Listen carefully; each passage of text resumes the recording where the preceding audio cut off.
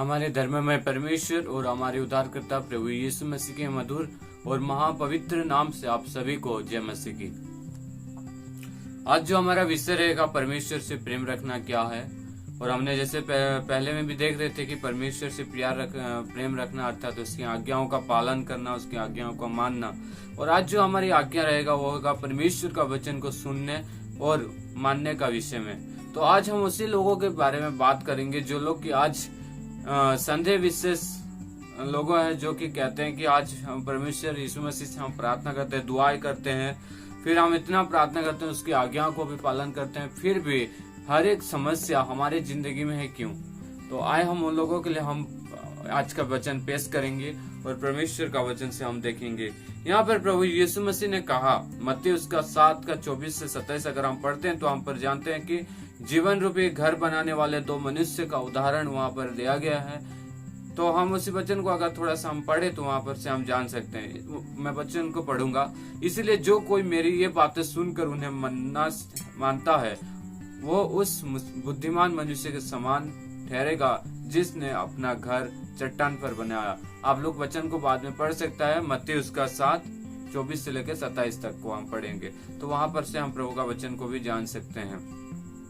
आज के मनन के लिए हम देखते हैं यहाँ निर्बुद्धि और बुद्धिमान मनुष्य में एक अंतर बताया गया है, जो हम नीति वचन उसका 9 का 1 से लेकर 18 तक अगर पढ़े तो वहां से हम जान सकता है। तो इस उदाहरण में दोनों तरह के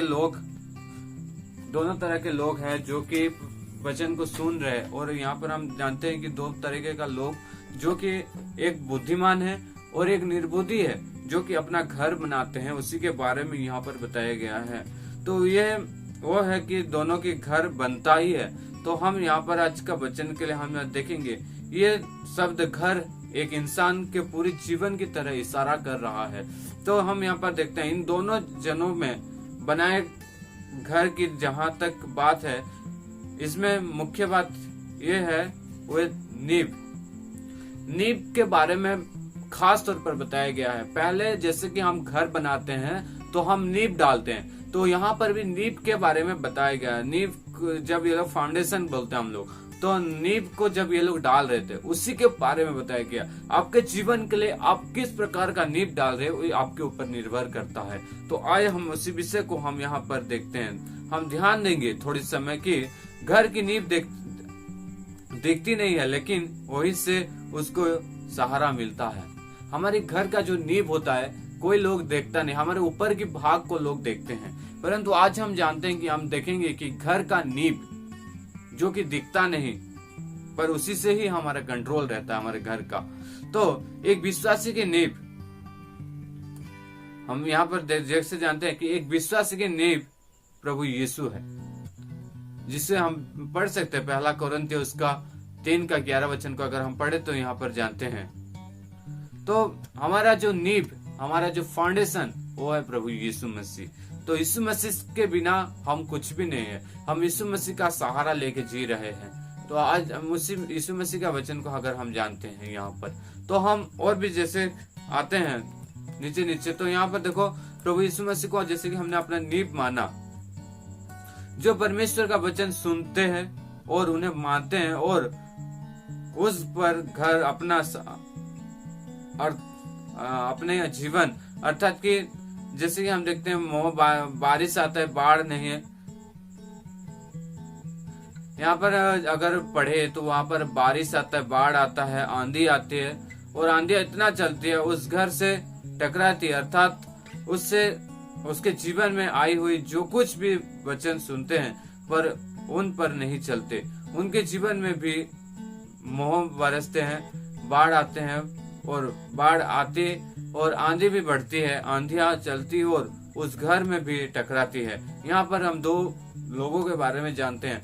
सेम प्रॉब्लम वो दोनों के बीच में आता है, परंतु हम यहाँ पर जानते हैं कि दोनों के बीच में कैसे वो लोग मुकाबला किया, वही विषय को हम यहाँ पर देखते हैं। लेकिन इन दोनों घरों में एक बात का साफ अंतर दिखता है कि पहला घर जो परमेश्वर का वचन सुनने और मानने है, और दूसरा जो घर उन पर जैसे कि प्रभु के घर जो जहाँ पर सुनने वाला व्यक्ति था वहां पर बाढ़ आती, आंधी आते हैं, अनेक प्रकार की विपत्तियां भी आती है, और टकराए कर वहां से जाता है।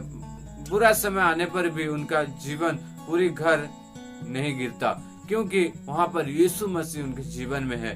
पर यहाँ पर जो दूसरा घर का बारे में हम देखते हैं कि जो जानते हैं दूसरा जो है वो रेत से बनाया हुआ, जैसे वचन लिखता है, या ऐसा कहे कि कोई माए का लाल उसे उसकी जगह से उखाड़ नहीं सकता है। चाहे कितनी भी बड़ी मुसीबत आए, अगर आपका नींव प्रभु यीशु मसीह है तो आपके जीवन, अगर आपकी घर कभी भी उजड़ नहीं जाएगा, क्योंकि प्रभु यीशु मसीह आपका नींव है, आपका भरोसा प्रभु यीशु मसीह है।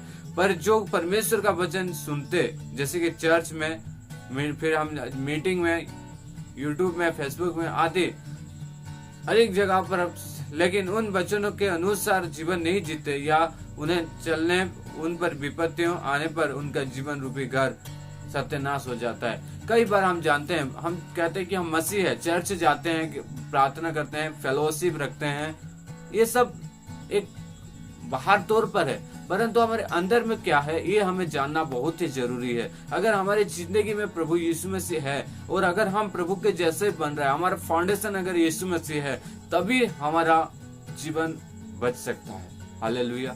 उसकी वचन को सुने और उसको पालन करें। यहाँ से सुनकर यहाँ निकाल देना कोई फायदा नहीं, उसको सुने और हजम करें। अगर हम खाना खाते हैं तो उसको हमारे शरीर के एनकरेज के लिए, हमारे शरीर की एनर्जी के लिए हम उपयोग करते हैं, जैसे कि हमारे बॉडी में ऐसे ऑर्गन है। तो ठीक उसी प्रकार प्रभु का वचन को जब हम लेते हैं, जब हम उसको खाते हैं, तो हम उसी को हजम भी करना बहुत जरूरी है। तो मत्ती उसका 7 का 15 से 23 में प्रभु यीशु झूठे भविष्यद्वक्ताओं को डांटते और फटकारते हैं, उनको डांटते हैं। तो लेकिन इन दो पदों में सुनने वाले के खिलाफ चेतावनी है, जो सिर्फ सच को सुनते हैं लेकिन करते नहीं। यहाँ तक कि दुनियादारी की बात है, व्यक्ति बहुत बुद्धिमान हो सकता है, राजनीतिक या अन्य मामलों में चतुर भी हो सकता है, लेकिन आत्मिक जीवन में बारे में उसको निर्बुद्धि ही है। भले दुनिया की हमारे पास अनेक प्रकार की नॉलेज है, बाइबल का प्रकार की नॉलेज है, हम वचन से बहुत कुछ जानते हैं। अगर कोई हमें सवाल करता है तो हम उसको जवाब देने के लिए हमको वक्त नहीं लगता होगा, परंतु आज हम कहने के लिए चाहता हूँ कि क्या वही वचन को हम पालन कर रहे हैं। अगर हम पालन कर रहे हैं तभी हम परमेश्वर का यहाँ पर कहलाएंगे। हमारे पास अनेक प्रकार की ज्ञान और बुद्धि हो सकता है, परंतु उसको इस्तेमाल भी तो करना बहुत जरूरी है। परमेश्वर के वचनों के अनुसार चलने वाले एक बुद्धिमान व्यक्ति ने प्रभु यीशु पर भरोसा किया है और अपनी आज्ञाकारिता से ऐसा दिखता है, लेकिन ठीक उसके विपरीत एक निर्बुद्धि को हम देख सकता है। निर्बुद्धि मनुष्य के बारे में मैं 6 बातें आपको बताऊंगा। पहला हम देखेंगे कि पहला जो बात है ये है, ऐसे इंसान के मन की छुपी जगहों में प्रभु यीशु की आज्ञा को मानते हैं कि कोई इच्छा नहीं है। प्रभु यीशु मसीह का आज्ञा को मानने का उसको कोई इच्छा नहीं है। केवल वचन पढ़ना और उसको मनन करना, मतलब थोड़ा ध्यान, मतलब मुस्बानी करना, इसमें कोई फायदा नहीं है। उसको अगर जब तक हम हमारी जिंदगी में लागू ना करते तब तक हम कुछ भी नहीं कर सकते। दूसरी बात है, इसीलिए प्रभु यीशु की शिक्षाओं का वह अभ्यास नहीं करता है। जैसे कि हम इसको अगर थोड़ी इंग्लिश शब्द में कहे तो प्रैक्टिकल, जैसे कि हमने सुना और उसको अगर हम रख दिए तो कोई फायदा नहीं, उसको हमें प्रैक्टिकली यूज करना पड़ेगा। तो तीसरी बात है, उसका धर्म होना मात्र दिखावा है। वो कहता है कि मैं मसीह हूँ, लेकिन वो सब दिखावट है। तो चौथी बात है, उसकी नींव खिसकने वाली बालू है, जैसे कि बालू के द्वारा बनाया हुआ। आंधी तूफान आए तो उजड़ जा सकता है, क्योंकि वो उसका फाउंडेशन किसको बना है। अगर केवल सुन के अगर हम लेते हैं तो हम भी उसी प्रकार क्या है, हमको भी क्या करना पड़ेगा, उसी वचन को पालन करना बहुत ही जरूरी है। 5 नंबर विषय, ऐसा व्यक्ति यहाँ तक नहीं चाहता कि वो अपनी जिंदगी में प्रभु यीशु मसीह का शिक्षा पर बनाए रहे।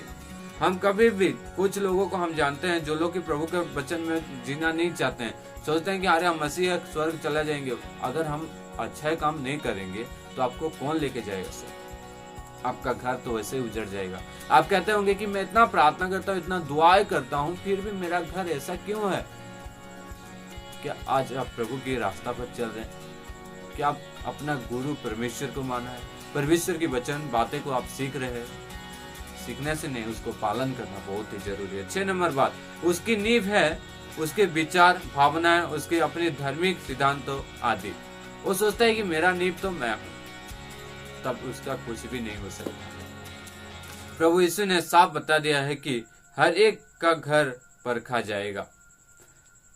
हमारा घर जो कि परमेश्वर रहने वाला हमारी मंदिर है, ये परमेश्वर का मंदिर अगर आप प्रभु को देते हैं, आप अगर सोचते हैं कि प्रभु यीशु मेरा फाउंडेशन है, प्रभु यीशु मसीह अगर मेरा नींव है, तो आपका घर चाहे कितनी भी बड़ी परेशानी आए तब भी टिका रहेगा। अगर आप सोचते हैं कि आपका घमंड, आपका जो भावनाएं, विचार है और आपकी जो धार्मिकता के सिद्धांत है, अगर आप सोच रहे हैं तो आपका ये गलत फहमी है, क्योंकि हमारा नींव केवल यीशु मसीह ही हो सकता है। यहाँ पर हम जानते हैं जैसे कि मोह बरसना, बाढ़, जल प्रलय आना, आंधियां चलना, उन परिस्थितियों को देखते हैं जिसमें से उनको दोनों को परखा जा रहा है। ठीक उसी प्रकार आज हमें परमेश्वर भी परखता है। तो प्रभु के इस जगह के लिए हमें तैयार होना बहुत ही जरूरी है। कई बार हमारी जिंदगी में हम जानते हैं कि हम कई बार प्रभु का वचन को पढ़ते हैं, सुनते हैं, तो उसी के बीच में हम जानते हैं कि हमारी जिंदगी में अनेक प्रकार की लालसाएं, कई जवान लोगों के लिए कई प्रकार की अभिलाषाएं आपको क्यों आता है। आप सोचते हैं कि मेरी जिंदगी में इतना परेशानी क्यों है, पर कई बार हम जानते हैं हमारी जिंदगी में जब ये सारे परेशानी आता है तो हमें लड़ना नहीं आता है। हम सोचते हैं कि ये समस्या बन गया मेरा। अगर उसी समस्या के बीच में अगर कहो यीशु मेरा ढाल है, यीशु मेरा नींव है, मुझे कोई भी परेशानी, कोई भी परिस्थिति आपको उजाड़ नहीं सकता है। अगर यही विश्वास आपके जीवन में भी है तो आपके जीवन में आप कभी कह नहीं सकते कि मैं यीशु को प्रार्थना करता हूँ, यीशु से विश्वास करता हूँ, यीशु मसीह का मैं भक्त हूँ, मैं इतना जगह में सेवकाई कर रहा हूँ, अगर मैं कहूँ तो अगर मैं इतना लोगों को दान दे रहा हूँ, क्या इसमें से आपको बेनिफिट है? जब तक आप अगर यीशु मसीह को अपना नींव ना बनेंगे तब तक आपको कोई भी बेनिफिट नहीं है। हालेलुया। तो प्रभु आज की इस छोटी संदेश से आपको आशीष करे, और जैसे कि मैंने आपको बताया कि अपना नींव प्रभु यीशु मसीह को बनाओ। आमीन।